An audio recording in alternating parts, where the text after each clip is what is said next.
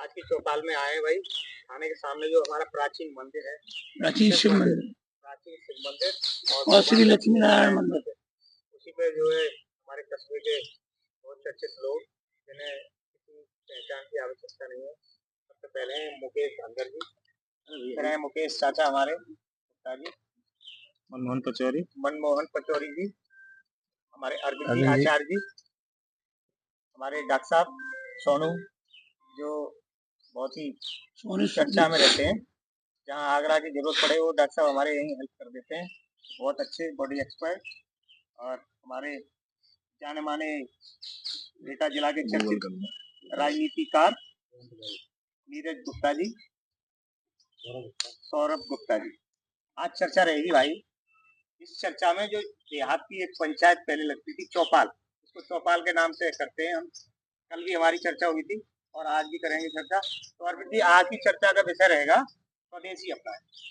स्वदेशी, आप लोग सब शिक्षित वर्ग से हैं, सब लोग अपनी अपनी अच्छी पहचान बनाए हुए हैं समाज में। तो हमारे समाज को, हमारे देश के जो नौजवान हैं उनके लिए कोई एक मिनट का संदेश, ताकि हम अपने स्वदेशी अपनाएं, इस तरह का टॉपिक हमने रखा है। टॉपिक छोटा है लेकिन बहुत बड़ा हो सकता है। तो अपना विचार बहुत ही कम शब्दों में, संक्षेप में और अच्छा विचार देके हमारे दर्शकों को कुछ एक नया अनुभव है। आचार्य जी, आपसे शुरू करेंगे। स्वदेशी क्यों आवश्यक है? क्योंकि भारत अपना पूर्व में विश्वगुरु रहा है, और विश्वगुरु रहा इसलिए क्योंकि स्वदेशी अपनाता था। स्वदेशी भाषा, स्वदेशी वेशभूषा, स्वदेशी संस्कृति, व्यवहार, आचार व्यवहार, ये सब हमारे स्वदेशी के कारण विश्वगुरु था भारत। इसी स्वदेशी के कारण इसकी नकल, इसको लूटने के लिए विदेशियों ने हमारे देश पर, हमारी सभ्यता पर, संस्कृति पर आक्रमण किए। और किसी भी समाज को आप तलवार या धन के बल पर गुलाम नहीं बना सकते। आप बना सकते हैं उसकी भाषा, उसकी संस्कृति को नष्ट कर दें। और ये हजारों वर्ष से होता रहा हमारे देश में। इसके कारण देश हजारों वर्ष से गुलाम की स्थिति में रहा, और जो मूल निवासी थे, जो अपनी सभ्यता से, अपनी भाषा से, अपनी संस्कृति से रचे बसे थे, वो इसको इन हजारों वर्ष के अंतराल में भूल गए। अब किसी भी समाज को या किसी भी देश को गुलाम बनाना है तो उसमें सबसे पहले उसकी शिक्षा व्यवस्था को, उसकी भाषा को, उसकी संस्कृति को नष्ट करिए, जिससे वो अपने स्वयं के गर्व को, स्वयं के व्यवहार को भूल जाए। है?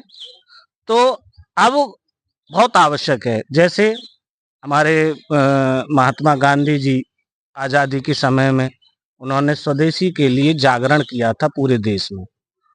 उसका बहुत बड़ा प्रभाव पड़ा और अंग्रेजों के पैर उखड़ गए, क्योंकि हमारी ही सारी वस्तुओं से, पदार्थों से वो धन कमाते थे, और हम ही को वो वापस अपना ब्रांड लगाकर बेचते थे।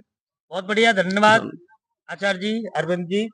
महात्मा गांधी भी स्वदेशी अपनाते थे, उन्होंने ये जागरण चलाया था। तो पचौरी जी, मोहन पचौरी जी, कुछ आप भी नमस्कार भाइयों।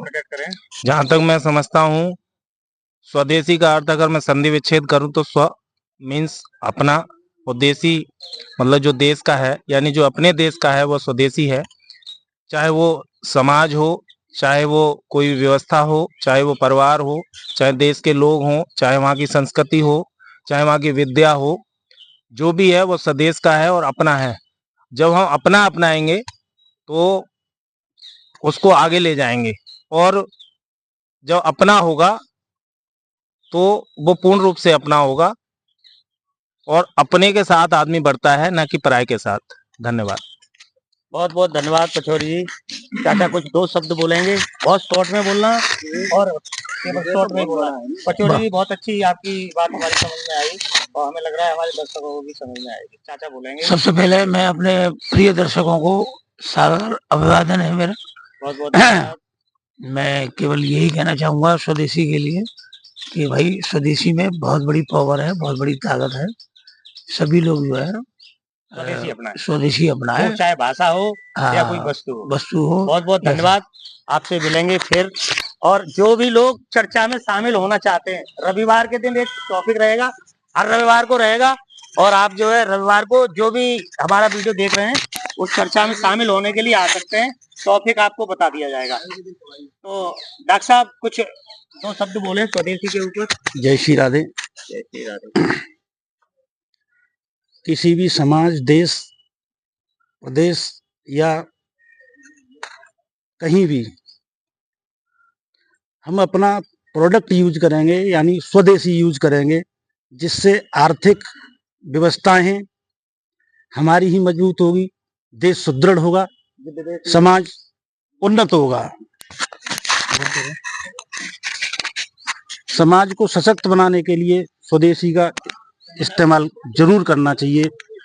और जहां तक है, स्वदेशी को जब जब छोड़ा है तब तब हम गर्त में गए हैं, गुलामी की जिंदगी जी है। सिर्फ स्वदेशी से अलग होकर स्वदेशी अपनाएं, समाज सशक्त होगा, आप सशक्त होंगे और उन्नत भारत का निर्माण होगा। जय श्री बहुत राम। बहुत धन्यवाद डॉक्टर साहब। आपने जो परामर्श दिए हमारे नौजवान भाई उसे सुनेंगे और स्वदेशी अपनाएंगे, हमारी संस्कृति जिंदा बनी रहेगी। और नीरज भाई कुछ हल्के शब्दों में ही, शॉर्ट में ही और अच्छा परामर्श दें ताकि हमारे देशवासी इसको देख के कुछ सीखें और आपसे एक नए भारत का निर्माण जो चल रहा है, हमारे नेता लोग और हमारे युवा जो लगे हुए हैं उनके लिए, और जो नई पीढ़ी हमारी तैयार हो रही है उनके लिए स्वदेशी के बारे में अपना है। विदेश में नहीं, स्वदेशी की संस्कृति, हमारी अपनी संस्कृति को बचाना है। ऐसे ही अपने विचार रखें नीरज भाई। धन्यवाद महोदय, जो भी ये कार्यक्रम शूट कर रहे हैं, और सभी जितने भी अपने इस पर व्यूवर्स हैं उनके लिए भी शुभकामनाएं। मैं चूंकि स्वदेशी एक अपना टॉपिक है, उस स्वदेशी टॉपिक पर ऊपर जो पूरी वार्ता हो रही है, स्वदेशी मतलब देश में निर्मित सारी वस्तुएं हो सकती हैं और देश की संस्कृति भी हो सकती है। आप संस्कृति के ऊपर जाएंगे तो हमारे देश में जो युवा वर्ग है, आपने देखा होगा युवा वर्ग इस समय वेस्टर्न कल्चर के ऊपर, मतलब विदेशी कल्चर्स के ऊपर आपको जाता हुआ दिख रहा होगा। लेकिन आप देखिए, आप अपने निकट में ही मथुरा वृंदावन है, वहां पर देखेंगे तो बहुत सारे विदेशी भारत के कल्चर को अपना रहे हैं। तो मेरा सभी लोगों से मानना है कि अपना जो धर्म है, अपना जो कल्चर है, उस कल्चर से आप उस कल्चर में समाहित रहें। ऐसा ना हो वेस्टर्न कल्चर के ऊपर जाने के बाद आपने देखा होगा युवा बहुत चीजों से भटक रहे हैं। तो मेरा यही मानना है कि सभी लोग स्वदेश की जो अपने देश की जो सभ्यता है, उस सभ्यता को न छोड़ें। और देखेंगे आप, जैसा कि मैंने बताया कि मथुरा वृंदावन में बहुत सारे रशिया, यूरोप कंट्रीज के और जापान के तमाम लोग ऐसे लोग आए हुए हैं। वो लोग भारतीय संस्कृति के ऊपर अपना रिसर्च भी कर रहे हैं और भारतीय संस्कृति के परवरिश में आ रहे हैं। तो हमें देश को सशक्त करने के लिए ऐसे जो विदेशी भी जो आ रहे हैं उनको भी अपनी संस्कृति में समाहित करने का एक सुनहरा अवसर है। तो हमारे युवा भी अपनी देश की संस्कृति को न छोड़े। इसी के साथ अपनी वाणी को विराम देता हूँ। धन्यवाद। बहुत धन्यवाद नीरज भाई आपका। अच्छा, आप सभी भाइयों को बताना चाहता हूँ, अगले रविवार को जो एक चौपाल लगेगी उसमें चर्चा रहेगी, बच्चों को मोबाइल दें या ना दें। सभी भाई इकट्ठे होके 8 बजे के समथिंग हम लोग सुबह थाने के सामने जो मंदिर है, प्राचीन मंदिर, उसमें ये चर्चा रखेंगे।